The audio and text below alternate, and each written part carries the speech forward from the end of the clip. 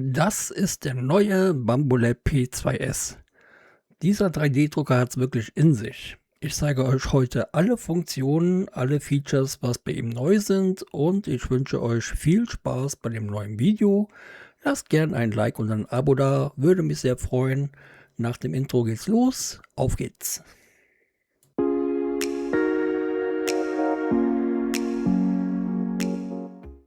Ich begrüße euch zu einem neuen Video bei Björns Technik-Ecke. Ja, heute gehen wir das Auspacken mal im Schnellformat durch. Wir haben uns den P2S gekauft, den P1S verkauft, noch ein bisschen was investiert und dann haben wir uns den P2S in der Combo-Variante gekauft. Im Hintergrund wird er weiter ausgepackt, um das AMS 2 Pro zu befreien.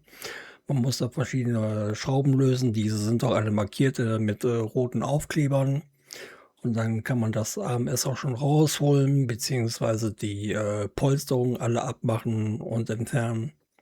Und dann kann man auch schon die Glasscheibe auspacken und die dann vorsichtig drauflegen. Und dann geht es dann gleich schon weiter mit dem Zubehör.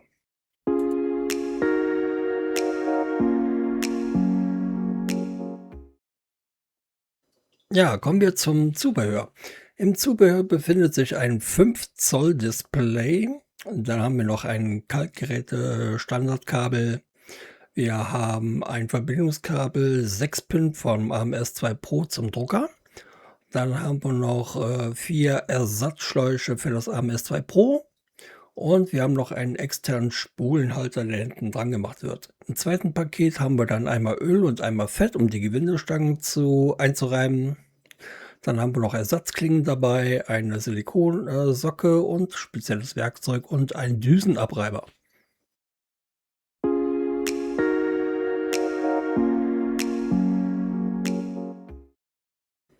Ja, kommen wir zur Vorbereitung des Bambolab P2S. Auf der Rückseite muss ein Tesastreifen entfernt werden, damit dieser längere Schlauch oben in die Kupplung reinkommt, wo das orangene Endstück ist.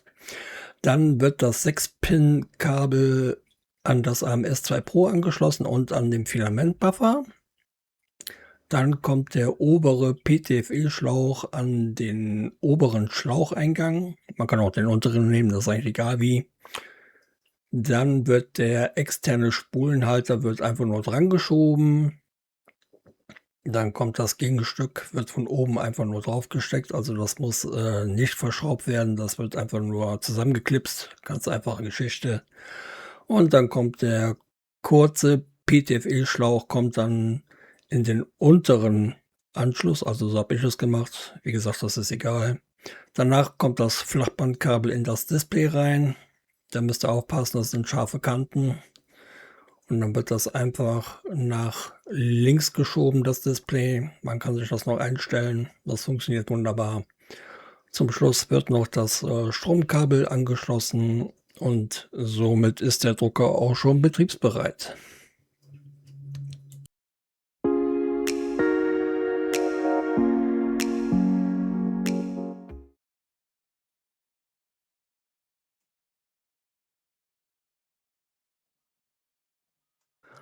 Die 3 roten Plastikkappen in den Gewindestangen müssen unbedingt vor dem Starten des Druckers entfernt werden.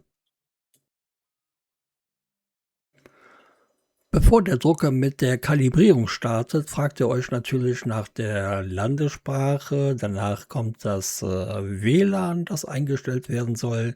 Und der Drucker fragt euch, ob ihr auch die Bambu Handy-App benutzen möchtet. Diese könnt ihr auch ganz normal überspringen.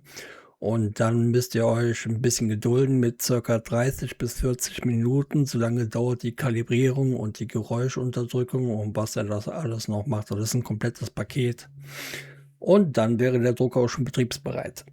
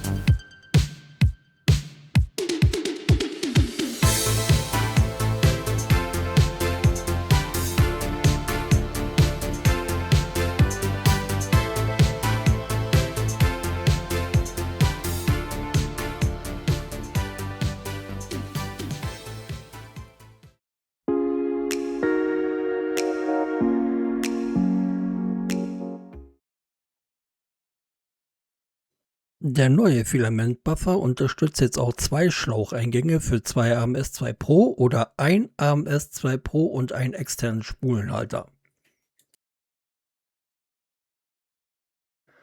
An der Unterseite des Druckers sind nun Aussparungen vorhanden, damit man dieses Gerät sicher transportieren kann. Auf der rechten Seite wird von unten frische Luft ins Gehäuse gepustet, um die Kühlleistung zu optimieren.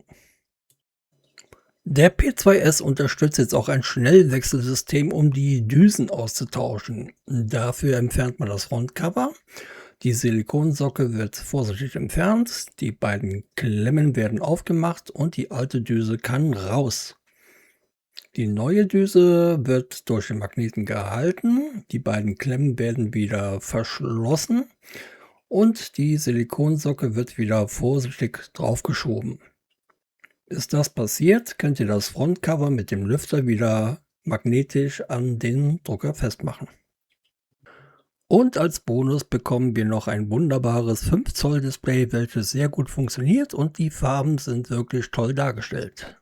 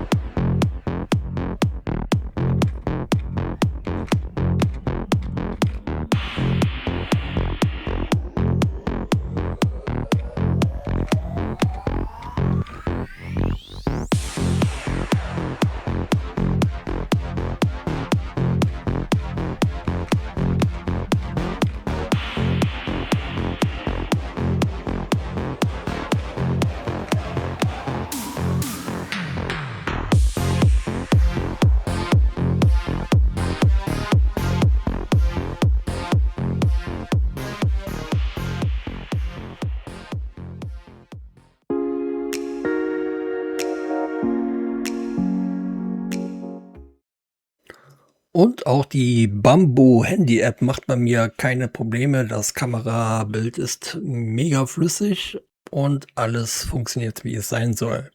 Also die App ist ausgereift. Ich hatte keine Probleme mit der App. Die ist auch schon seit Monaten bestens optimiert.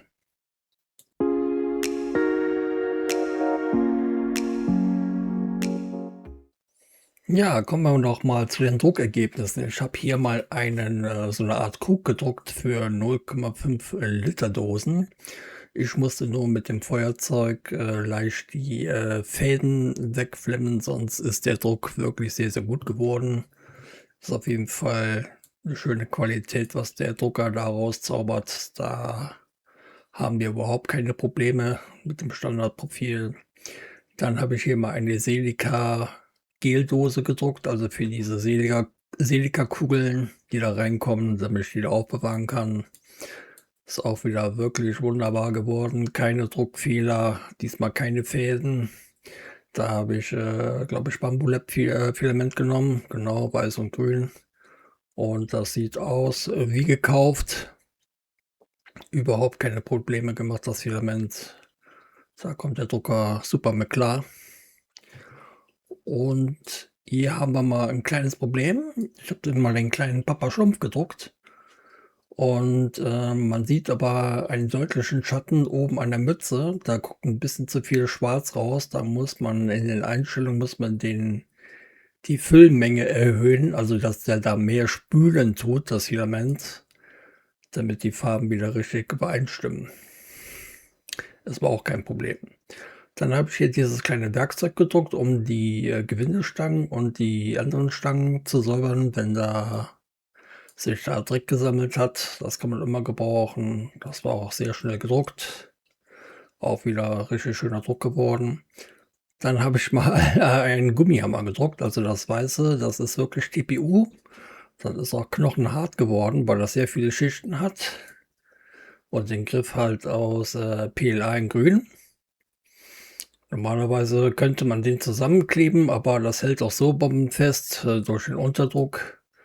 Und dann habe ich noch mal dieses TPU-Stück noch mal gedruckt. Das fungiert dann als zusätzlichen Griff. Das wird einfach da drüber geschoben und so weit runtergeschoben, beziehungsweise in meinem Fall runtergehauen in dem Sinne. Weil es ging doch schon ein bisschen schwer drauf und dann musste ich halt ein bisschen Gewalt anwenden, aber so ist es dann auch richtig, dass man den Hammer auch aufhängen kann. So soll das sein. Ja, und hier habe ich mal so eine kleine Selika, ja, wie soll man das nennen, so 'n Trichter gedruckt. Wenn da jetzt Selika drin ist, kann ich das direkt in die Behälter reinkippen im AMS 2 Pro. Ja, hier haben wir so ein kleines Highlight. Das ist ein grimmiger Glücksbärschi. Der ist wirklich super toll geworden. Der sieht aus wie gekauft. Also im Infusi-Modus, das sieht richtig geil aus. Das ist bis jetzt so mein Highlight. Und natürlich die tolle Lampe. Die sieht auch aus wie gekauft. Die hat mal überhaupt keine Fehler. Die kam wirklich gestochen scharf aus dem Drucker raus mit diesem MacPow-Filament, was ich vorher noch nie gehört habe. Danke nochmal an der Stelle an MacPow, die mir das Filament zur Verfügung gestellt haben. Das ist wirklich sehr, sehr tolles Filament. Das zieht keine Fäden. Das kann man schon mit 55 Grad drucken auf dem Druckbett und mit 220 Grad oder also sogar 215 habe ich auch getestet.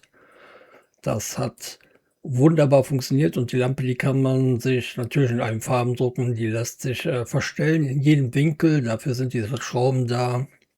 Die Lampe, die hat zwar sehr lange gebraucht, bis sie fertig war, aber es hat sich in dem Sinne gelohnt und diese LEDs, die man da einbauen kann, die kriegt man bei AliExpress oder bei Bambolab. Ich habe die mal im 20er Pack gekauft für 15 € bei AliExpress und ist wirklich ein tolles Ergebnis geworden. Die werde ich auch noch mal drucken. Also eine ganz, ganz tolle Sache.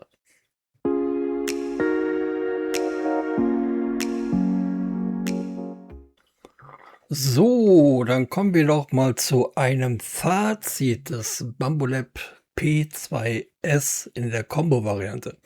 Ja, ich muss leider zugeben, ich habe mir ein zweites AMS 2 Pro gekauft, da konnte ich auch nicht widerstehen. Ist so und na ja, was soll ich sagen? Ich bin auch ein Bambu-Freund. Ich habe schon so viele Bambolab-Drucker vorgestellt in der ganzen YouTube-Geschichte, wo wir jetzt den Kanal haben. Sei es der A1, der A1 Mini, dem P1S, den ich vor dem P2S verkauft habe ein bisschen was investiert, ich glaube 200 € draufgezahlt und habe dann den P2S mit einem AMS 2 Pro gekauft, also in der Combo-Variante und da bin ich auch sehr glücklich mit gewesen und irgendwann habe ich mir dann gesagt: „Komm, dann holst du dir noch 'n AMS 2 Pro." Das war dann im Angebot gewesen bei 3D Jake. Da mussten wir auch zuschlagen, da war das, glaube ich 40 € günstiger. Ja, und hier, wie man im Hintergrund sieht habe ich mir auch diese Boxen gedruckt, wo das Silika reinkommt und dieses ja, ich hätte jetzt fast gesagt Uhrwerk, aber dieses Hygrometer, genau, so, ich kam jetzt nicht drauf. Also, das ist alles schön passend und zeigt auch den Wert an, wie feucht das Filament ist und so weiter. Und ich bin auch sehr zufrieden mit der ganzen Technik, mit dem Aufbau von dem Gerät. Das ist ein sehr großes Upgrade zum P1S. Er ist leiser, er kühlt besser, er sieht besser aus. Das 5 Zoll Display macht einen sehr, sehr guten Job. Die Firmware kommt regelmäßig, mindestens einmal im Monat, egal ob es jetzt der P2S ist oder der A1 Mini, die kriegen immer noch Updates. Also von daher ist das ein sehr, sehr guter Drucker. Man hat die Druckergebnisse gesehen und hier sieht man auch das neue Sideboard, dass die AMS jetzt da reinkommen. Der große Schreibtisch hat auf Dauer viel zu viel Platz weggenommen für die kleine Wohnung. Ja, hier sieht man auch noch mal, dass der Drucker dann gewartet werden muss, wenn die Meldung auf dem Display kommt. Da habe ich ja das Ding dafür gedruckt und das klappt damit wunderbar. Genau. Und hier sind noch mal die Druckergebnisse. Ja, ihr könnt mir ja gerne sagen, was ihr davon haltet, von dem Drucker oder ob ihr den auch habt. Ihr könnt es mir gerne in die Kommentare schreiben. Ich bin auf jeden Fall sehr, sehr zufrieden und würde mich freuen, wenn ihr das Video mal liken würdet, gerne auch abonnieren. Tut gerne kommentieren, ich tue jeden Kommentar beantworten. Und dann würde ich mich freuen, wenn wir uns dann im nächsten Video sehen. Ich wünsche euch eine gute Zeit. Bis bald, eure Björns Technik-Ecke. Macht's gut.